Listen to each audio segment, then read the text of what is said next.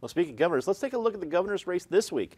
Both candidates floated different ideas at campaign stops. Jared Polis said he's interested in lowering health care costs by importing drugs from Canada. Meanwhile, Walker Stapleton commented that a tax on sports betting in Colorado could help pay for roads in the state. Craig, there is many more things mentioned on the stump, but these two kind of jumped out at me to be fun to jump ball in here.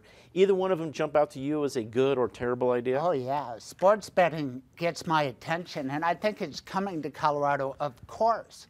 And I would have thought Jared Polis would jump on it, because to be effective and profitable, you're going to have to put it on people's smartphones, and you're going to have to compete online. If you offer a 5% vigorish as opposed to 10, you get more business, and you're going to try to beat other states, keep that income. I'm not sure it needs to be targeted as revenue to something like that, but good for Walker Stapleton saying, okay, even if it's a vice, I'm for it. You'd expect that more from a Democrat. Will the pro-vice vote for Walker Stapleton? I'm not expecting that. The race to me feels like it never started. I mean, I've heard about the health care plans, and I think the New York Times tried to kill the Walker Stapleton campaign in its crib, and then piled on by the Denver Post, Channel 4. And I think he's had a tough time, and Walker's not out there fighting. He hasn't been on my show. I expect him to be on my show at some point, but he's kind of avoiding the limelight, and maybe that's the way he thinks is best. But this race really hasn't caught traction the way I thought it would at the end of September.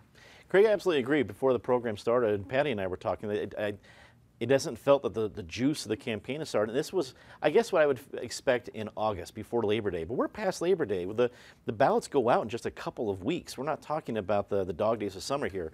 Penn, what do you estimate that might be the reason what the general feel is that the campaign, at least has yet, in Craig's words, get traction? You know, I think I attribute it to something we've talked about many times on this show, in part the lingering death of the Denver Post. There's just not a lot of active media coverage on this campaign. This show and those of us, we talk about the campaign more than a lot of other media outlets do. And so when all you have to do to gauge the campaign is to look at all these ads on TV that describe people that you've never met before, even though you know both of them in terms of how unflattering some of them are.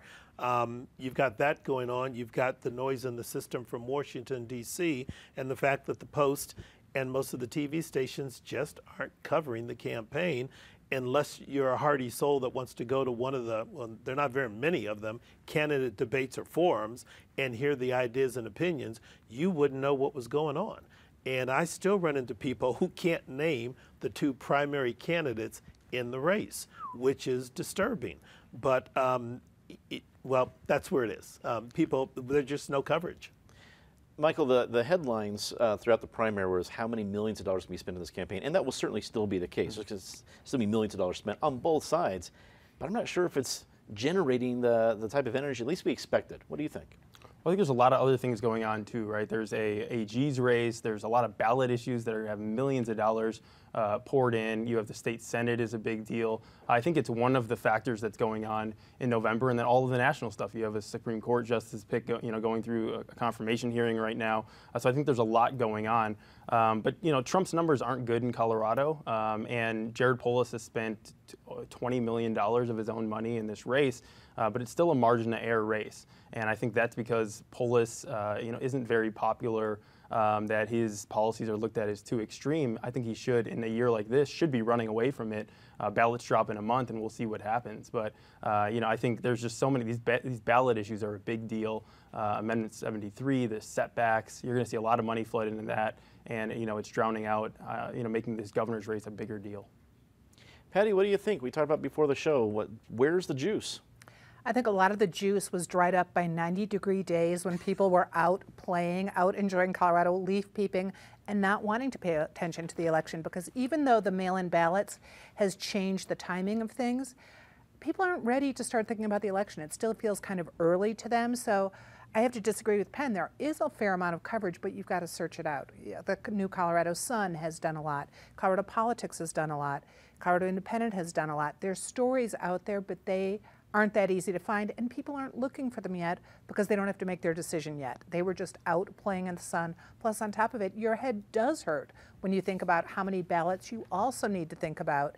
And the main coverage you are getting very easily is if you turn on your television and you just get pounded with endless, mostly ballot ads right now, or some, some that are nasty, but some kind of nice Polis ones that you just feel like you don't have to pay attention to that. We're all paying attention around the table, but I just get the feeling people aren't yet there.